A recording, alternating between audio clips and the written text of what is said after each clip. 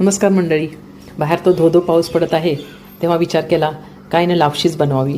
कारण काय की भजी आणि लापशी याचं कॉम्बिनेशन तर असतंच आहे, पण लापशी हा पदार्थ फार मागे पडलेला आहे. तेव्हा माझ्या डोक्यात आलं की आपण आज लापशी बनवावी. लापशीसाठी लागणारे जे काही पदार्थ आहेत ते आत्ता मी तुम्हाला सांगते. त्याचं आपण घेतलेलं आहे पाऊण वाटी लापशीचा रवा, तेवढाच गूळ घेतलेला आहे, अर्धी वाटी तूप साजूक तूपच घेतलेलं आहे. त्यानंतर वेलदोडा पूड आहे, हे जायफळ आपण थोडंसं नेहमी किसून टाकूया. आणि गार्निशिंगसाठी परत इथं किंवा फ्लेवरसाठी आपण इथं केशर ठेवलं आहे दुधामध्ये भिजवून. तर काही नट्स माझ्याकडे काजू नव्हते तेव्हा मला हे थोडे फ्रीजमध्ये नट्स सापडले. हे नट्स आहेत, हॅझल नट्स आहेत, थोडे मनुके आहेत आणि थोडे सीड्स आहेत, थोडेसे बदाम आणि हे खोबऱ्याचे काप. आता सुरुवातीला रेसिपी करताना आपण जेव्हा गॅसवरती तूप गरम करायला ठेवूया. या तुपामध्ये सर्वात प्रथम आपण आपले जे ड्रायफ्रूट्स आहेत ते परतून घेऊ. ड्रायफ्रूट्स खोबरे हे सगळे आपण त्याच्यामध्ये व्यवस्थित परतून घेऊया. हे जे तूप नंतर उरणार आहे ह्याच्यामध्येच आपला लापशीचा रवा आपण भाजून घेणार आहोत. तर हे मंद गॅसवरतीच भाजून घेऊया, कारण हे सगळे ड्रायफ्रूट्स आहेत ते अगदी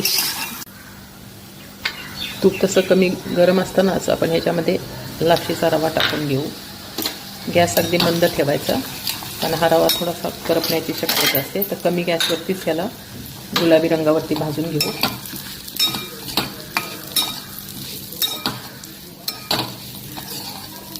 हा रवा साधारणपणे 2 ते 3 मिनटं व्यवस्थित भाजून घ्यायचा तुपामध्ये.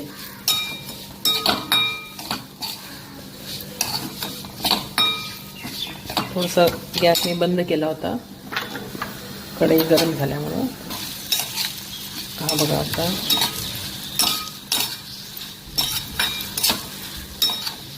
गूळ छान भाजून झाला की ह्याच्यामध्ये 1 वाटी साधारणपणे रवा जर आपला पाऊण वाटी होता तर 2.5 वाटी ह्याच्यामध्ये पाणी टाकायचं.